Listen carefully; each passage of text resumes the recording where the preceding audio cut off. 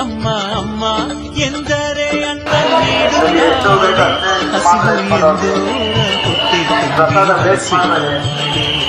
ಒಂದು ಕೂಪನ್ಗೆ ಒಂದೇ ಪ್ರಸಾದ ಕೊಡೋದು. ನೀವು ಎರಡು ಬೇಕಾದ್ರೆ ಟೋಟಲ್ 2 ಇಸ್ಕೊಂಡ್ಬರ್ಬೇಕು.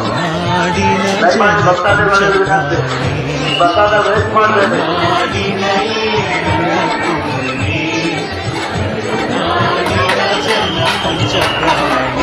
ಅಮ್ಮ ಅಮ್ಮ ಎಂದರೆ ಅನ್ನ ನೀಡುತ್ತಾರೆ